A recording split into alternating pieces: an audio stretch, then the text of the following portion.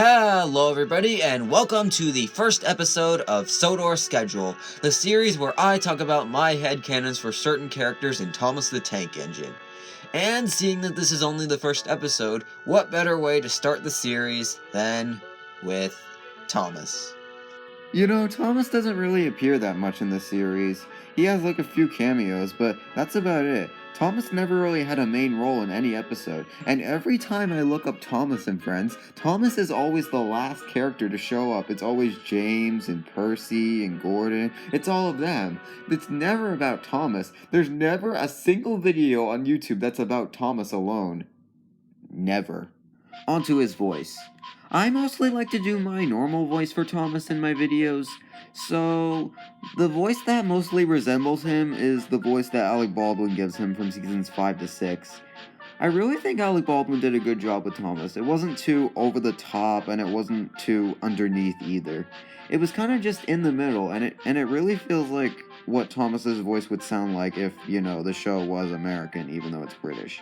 As for his character, I mostly portray him how he was done in seasons 5 to 8, because I really feel like seasons 5 to 8 show off all of his characters. Cheeky, snooty, kind, hardworking, you know, a mix of everything. Having said that, as you probably guessed, I'm not really a fan of a lot of the things they did with Thomas in CGI, because you know, they kind of make it seem like, you know, they hit the reverse switch and Thomas forgot everything he learned. And I will be doing more remakes of the CGI episodes, so don't take it too seriously. I'm not really that bothered by it because, you know, it seemed like a different era of Thomas, so, they kind of had, you know, the freedom to do what they wanted with the character, so I'm not too put off by it, so if Thomas acts out of character a lot, don't let it bug you too much, because it really doesn't bother me. But I will fix Thomas's character in the Thomas Done Right episodes. Now you're probably all wondering, is Thomas meant to be one of those massive E2 tank engines in my series? Well, in my headcanon, originally he was meant to be one of those massive E2s. However, they noticed too late into his construction that he had a massive building error, and when they fired him up, he had severe pain. So they put him back to sleep, and they gave him a complete overhaul. And they built another E2 tank engine to take his place, and they turned Thomas into a really tiny version of an E2. And the reason why they did this was because Thomas's overhaul was really expensive, so they used smaller parts in order to save money. Now, I know the Thomas model I use is pretty much the same size as all the other E2 customs I've made, but this is Trackmaster. It's literally impossible to be accurate with scaling. Now that I think about it, explaining why he was a smaller E2 was absolutely pointless. Now, here's Thomas's schedule. When Thomas first wakes up in the morning, he first goes to Tidmouth and collects Annie and Clarabelle. Or he collects them from Knapford, okay, whatever the case, Thomas brings the coaches to the platform at Tidmouth, where he first starts his journey. Once he departs from Tidmouth, he heads down the line a little ways and eventually stops at Lower Tidmouth.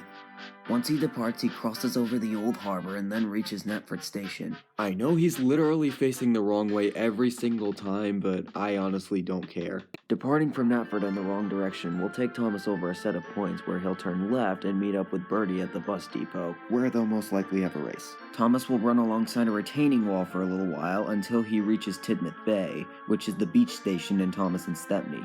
He doesn't stop here in Thomas and Bertie's Great Race due to the fact that the town wasn't even built yet, but in later seasons he does stop here when the town is constructed. Later he passes a junction and goes under the harbor line via this bridge right here, which is literally everywhere on Sodor.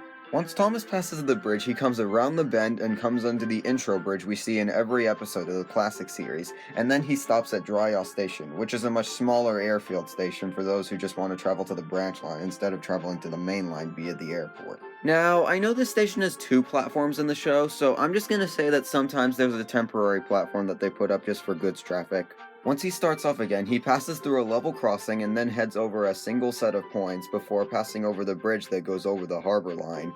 Once he's across the bridge, he then comes to the rundown sports field halt. Now, the reason why this little halt is abandoned was because Dryaw opened a soccer field, so there was really no purpose in keeping it open. I like to think that it's only one track in front of this halt, so don't take a lot of my old remakes seriously. Once he passes over the set of points, he comes up to the beautiful Shen Valley, which is here to fill a gap, and then comes up to Toy Wreck, everyone's favorite station. Passes right through, goes around the bend, and comes up to another bridge. However, this one's a road bridge instead of a rail bridge. He then crosses over the fenland, which was constructed to cover marshland that developed after a bad storm. He then passes Roof's windmill, which used to be Crow's Farm Crossing, but was closed after Duck's little incident at the level crossing. And I guess Percy's as well. Thomas then passes Farmer McColl's farm before passing the junction where the harbor line joins the branch line, and then he stops at Elsbridge Station, says hello to James or sometimes Henry, collects his passengers, and heads on his way again. He then passes through Elsbridge Junction, turning onto his branch line once more, and then passes Farmer Trotter's pig farm before passing the buffer stop. My theory is that the buffer stop is actually a siding for trucks of supplies for Farmer Trotter. Continuing down the line a little further, we'll take Thomas over Bulgy's Bridge, and then he'll come down the slope and past the Maithwaite Quarry Mine. And in my headcanon, this is where Thumper was built completely from spare parts and where he worked before Boulder Quarry opened. Continuing further into the countryside, Thomas will pass another set of points, and then stop at Maithwaite Station. After he lets off passengers and has a drink of water, he starts up again, over the level crossing, and then he passes over another set of points where the line becomes one track again. After passing the little bridge by the watermill, he then heads over a crossing, which is the Peel-Godred branch line, passing over his branch line. AKA this one crossing from Season 8 that everyone forgets about. Continuing down the line, Thomas passes the iconic windmill set that appears in the intro of every single episode from the classic series. Once he's past the windmill, he comes to a small hillside where Terrence's field is located. He says hello to Terrence and then continues on through the Hackenback Tunnel. Now, I like to think that the tunnel is completely straight, and on the other side, Mrs. Kindly's cottage is also next to straight track.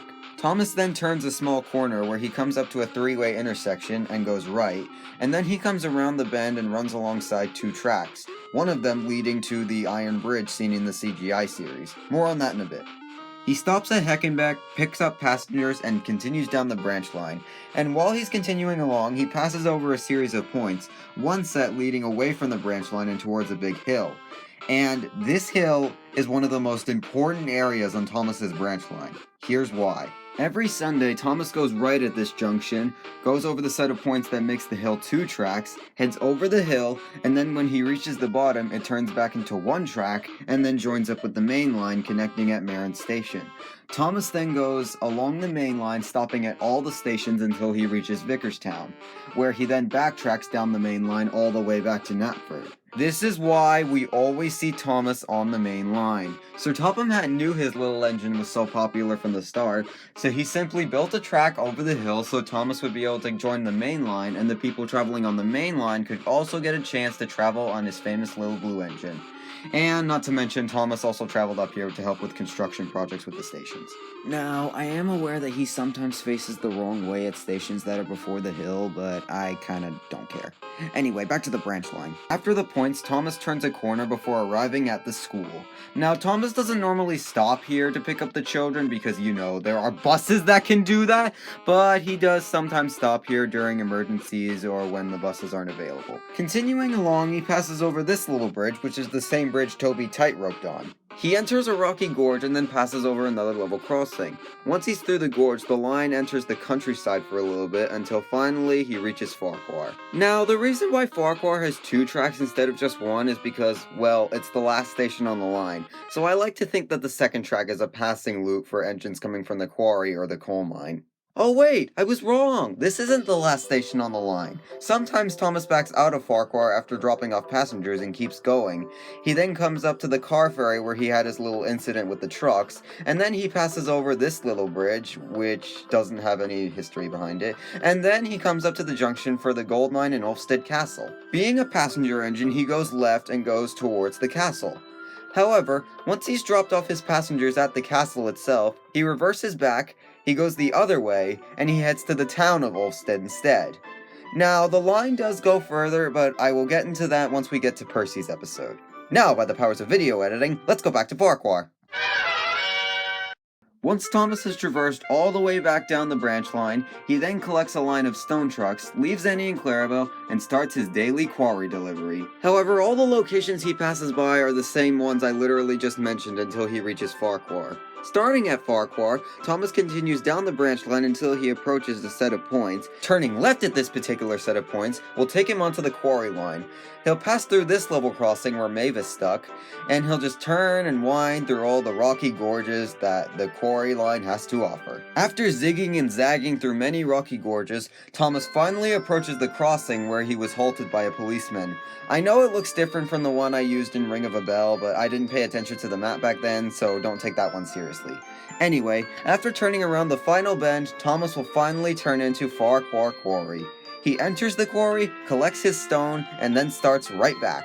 He backs up right down the line in literally the same direction I just mentioned, and he keeps going backwards until he reaches Heckenbeck where that junction is. Thomas goes the opposite way he would go if he was on his branch line, where the line spears off, and then becomes 2 tracks once more, and then passes over the massive iron bridge that we see in the CGI series. Now here is my headcanon for this iron bridge.